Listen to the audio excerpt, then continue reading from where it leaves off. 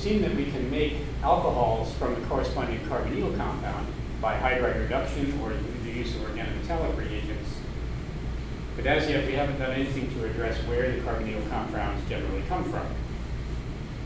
So in this video, what I want to do is tell you one way by which carbonyl compounds can be prepared, and they can be prepared from alcohols.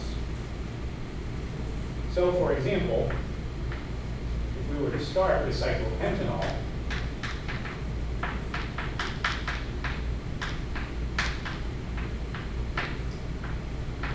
we can do the reverse of a reduction reaction. We can remove hydrogen. An oxidation reaction, which in organic chemistry is often identified by removal of two hydrogens or addition of oxygen. These are accompanied by the loss of electrons, which is the standard definition of oxidation, but often it's much easier in organic reactions to determine that you've lost a pair of hydrogens or added an oxygen than it is to come up with the oxidation number. Removal of the two hydrogens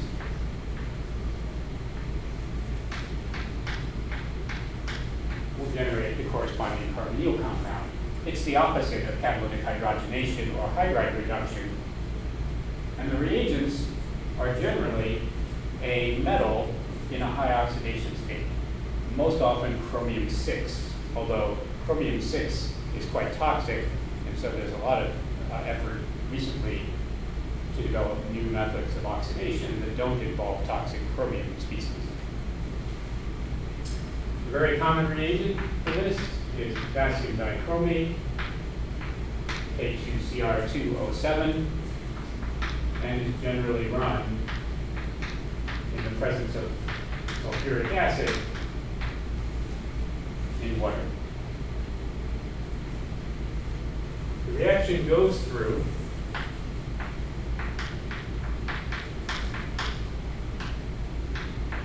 the initial reaction of the dichromate ion, Cr2O7, minus,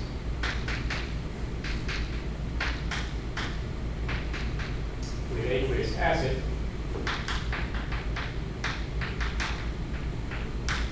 from chromic acid,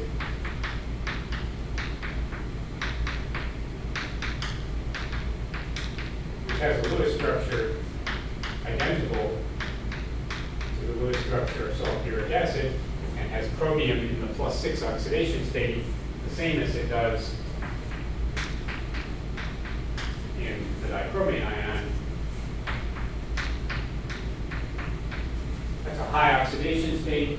It readily accepts electrons to be reduced and reacts with alcohols with reduction of the chromium species to aqueous chromium 3, which is green, whereas the dichromate ion is orange. So we can see that the reaction occurs by watching the color change from orange to green. So in this case, the reaction would use chromic acid to react with the alcohol, and the product would be the ketone. And aqueous chromium 3 plus, surrounded by water in an octahedral complex ion. This reaction is not balanced. One could balance it by the method of half reactions. That's actually an exercise that you may do in the lab, although actually probably not this year, since we won't be having in-person classes after Thanksgiving, and we won't be doing that oxidation lab. The intermediate product of the reaction of chromic acid with an alcohol is a chromium ester, a chromate ester.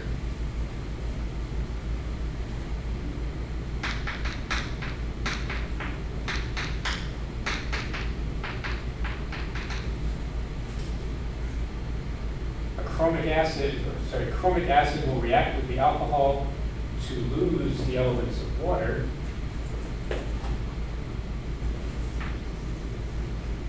In a dehydration reaction, form a chromate ester,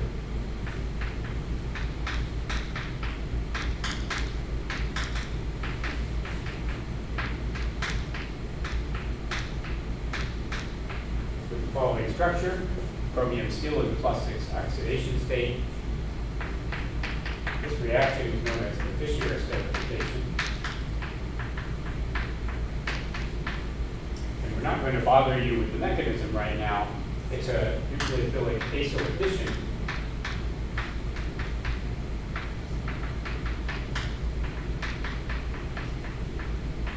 Which is the same class of reactions as the hydride reducing agents and the organometallics, where we're adding a nucleophile to the positively polarized end of a something oxygen double bond, in this case a chromium oxygen double bond. And then we are adding this is a nucleophilic acyl substitution, not a nucleophilic acyl addition, where we're adding the nucleophile to the chromium, and then we're losing a leaving group. In this case, the leaving group is hydroxide, although it's actually being lost as water under the acid catalyzed mechanism. This is a 6-step mechanism in acid.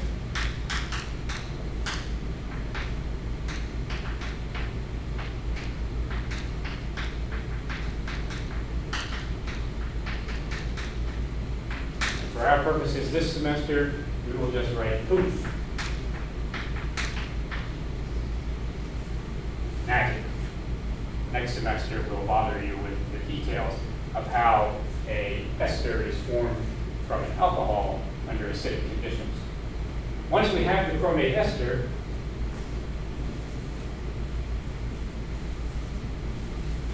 the carbonyl compound is generated by E2 elimination using water as the base to pull this hydrogen off. And that's a single step. Water attacks the hydrogen. That pair of electrons goes in to form the carbon-oxygen bond, and the chromium species leaves. We regenerate our acid in this situation.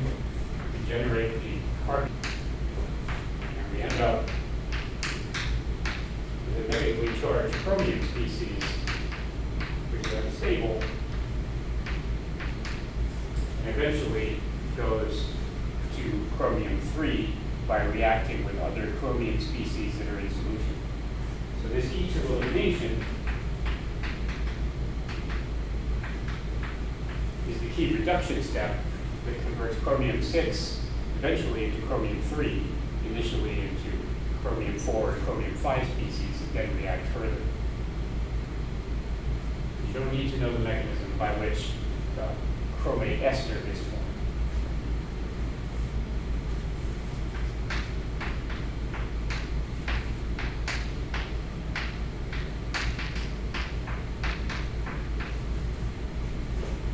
Chromate ester because it's chromium double bond oxygen, and then an R, a carbon. It's analogous to an ordinary carboxylic acid ester, where this would be a carbon oxygen double bond instead of a chromium oxygen double bond. So secondary alcohols can be converted into ketones.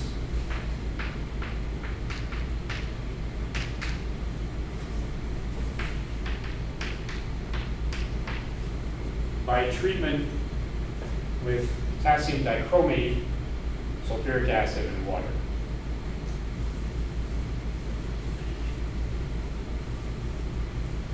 Unfortunately, if we try the same reaction on a primary alcohol to try to make an aldehyde, the aldehyde product is not what we observe. Instead, we get a second oxidation, and the product of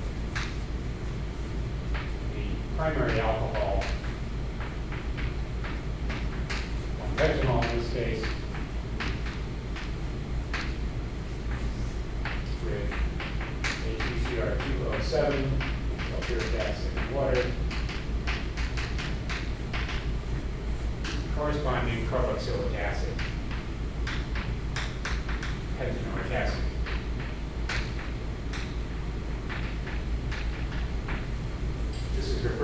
over-oxidation. And we can't make it stop because the intermediate aldehyde has now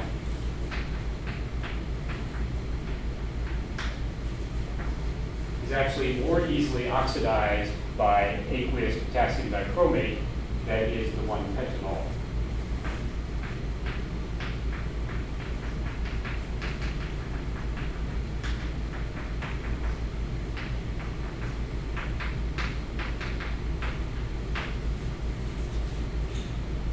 If our intermediate was less easily oxidized, we might be able to lower the temperature or increase the dilution or something to decrease the rate of reaction and allow us to isolate the intermediate. But in this case, the intermediate is going to oxidize faster than the primary alcohol. So as soon as we form pentanal, it's going to begin the conversion to pentanoic acid while there's still a significant amount of 1-pentanol remaining in solution. So why do we get over-oxidation? There's nothing really wrong with the first step. We can take chromic acid and react it to form the chromate ester.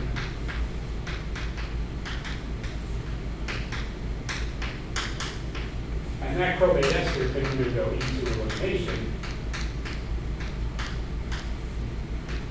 exactly the same way as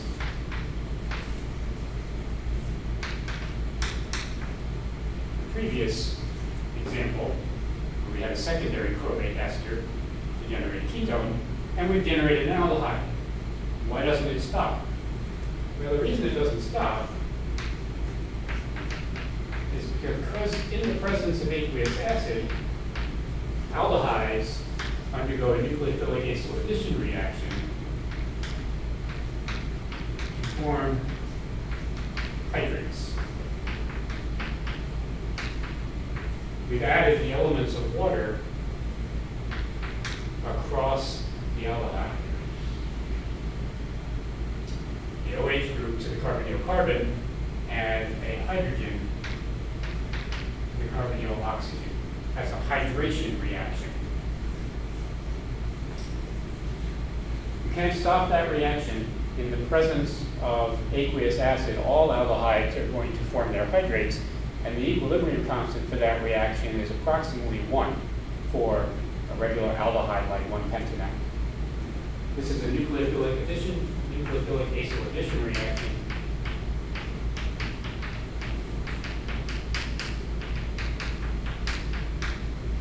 And this time I mean it really is a nucleophilic acyl addition reaction where we've added an OH group to the carbonyl carbon and a hydrogen to the carbonyl oxygen. It's analogous to what we saw with hydride reducing agents, where we added H- to the carbonyl carbon and H+ to the carbonyl oxygen, or organometallics, where we added a negatively charged carbon to the carbonyl carbon and a hydrogen from aqueous acid to the carbonyl oxygen. From the perspective of chromic acid, this looks an awful lot like this. It doesn't really care whether there's a hydrogen attached to the carbon or another OH group. This is going to react with chromic acid to form a chromate ester.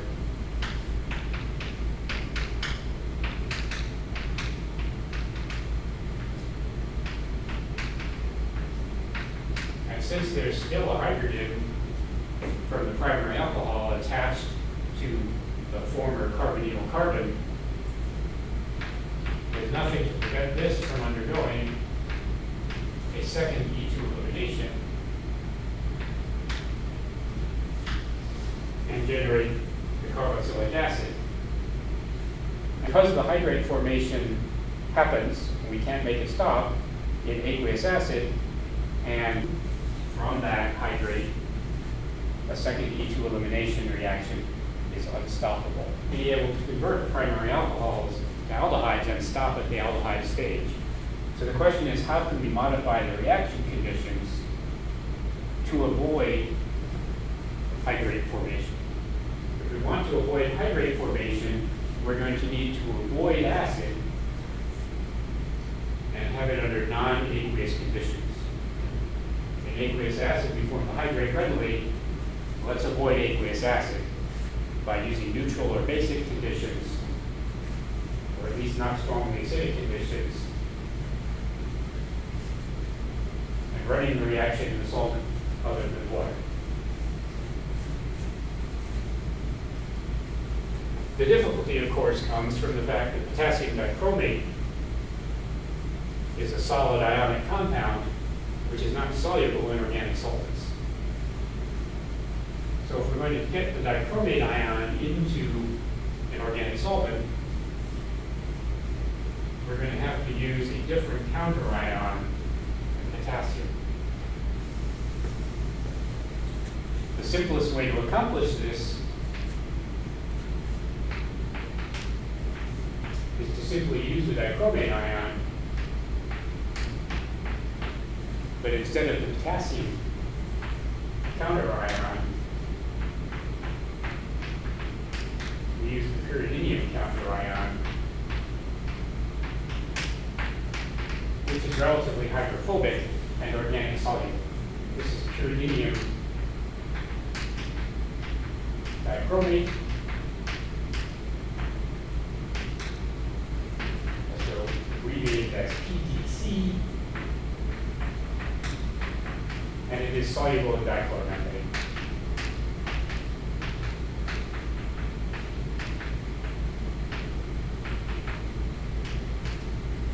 By treating 1-pentanol with pyridinium dichromate, PDC, dichloromethane, we can stop that reaction at the aldehyde stage and make the desired pentanol without seeing the overoxidation that we see with dichromate ion in aqueous acid. PDC is a readily purchasable, stable orange solid. And it's not even that expensive. This reagent isn't discussed in your textbook. The reagent that is discussed in your textbook for the same transformation, I'm going to switch my aldehyde because it's a generally applicable method. In this case, we're going to use benzyl alcohol.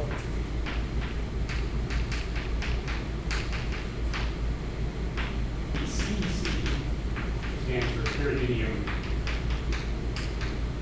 chlorochromate.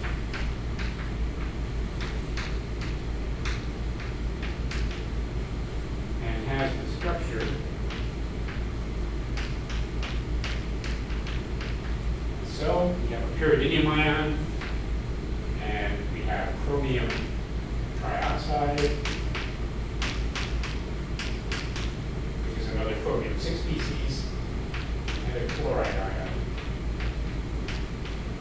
So it's pyridinium chlorochromate.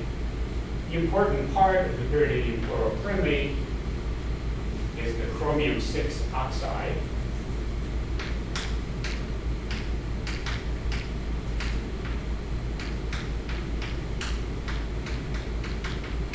Which is also called chromium trioxide because it's covalently bonded, or chromic anhydride. It is effectively chromic acid that has lost water. That's where the name chromic anhydride comes from. The CrO3 reacts to form a chromate ester, and then you get the same E2 elimination.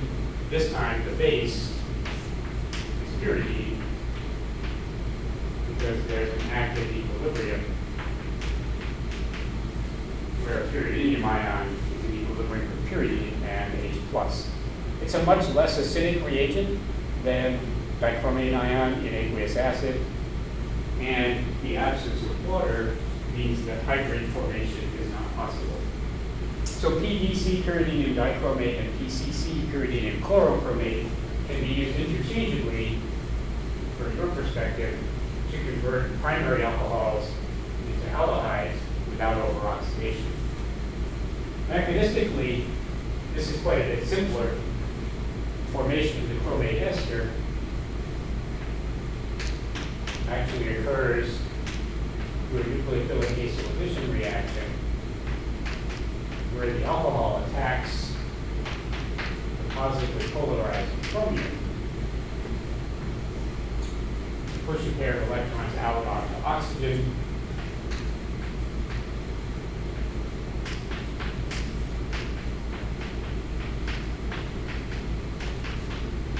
That forms the oxygen-chromium bond of the ester.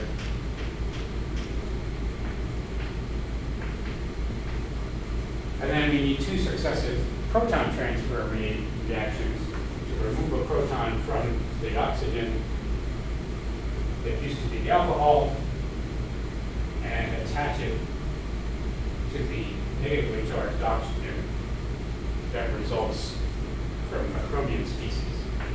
The pyridinium ion is relatively acidic. Pyridinium ion has a pKa on the order of 5,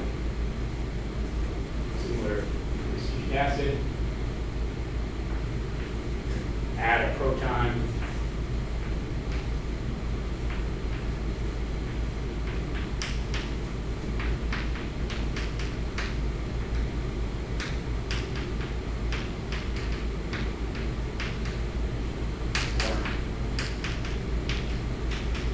Your 8th group on chromium, and then pyridine.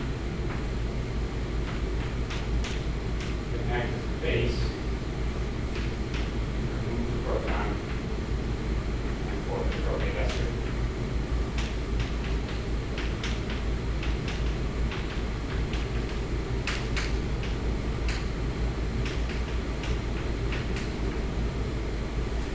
This is nucleophilic acyl addition. It happens in 3 steps. Nucleophilic attack on positively polarized chromium, protonation,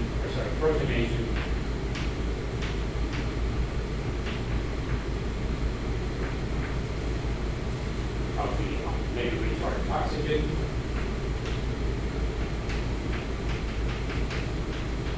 and finally deprotonation.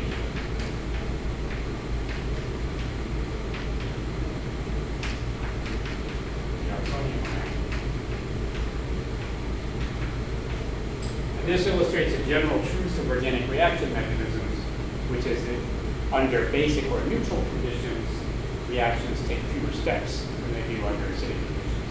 Formation of the chromate ester from chromic acid under aqueous acid conditions is 6 steps, but under these neutral conditions, it's just 3 steps: nucleophilic attack, followed by protonation and deprotonation. Once the chromate ester is formed, it can undergo the same elimination. The only change is that in the case of PCC or PDC, where we have a pyridinium ion instead of water, the base is pyridinium. And each elimination proceeds to generate the corresponding aldehyde without overoxidation to electroic acid.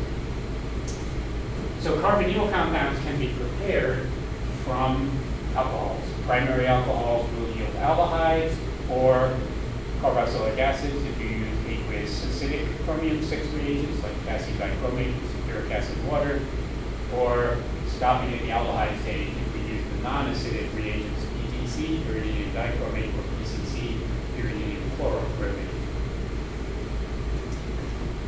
The next thing we will do is discuss a little bit more detail of synthetic strategy and how we can build up relatively complex molecules using only a few reactions: organometallic formation, organometallic reagents, Grignard reagents, or electrolithiums, Chromium VI reagents to convert alcohols to carbonyl compounds, and the nucleophilic alpha substitution reaction we know can convert alkyl halides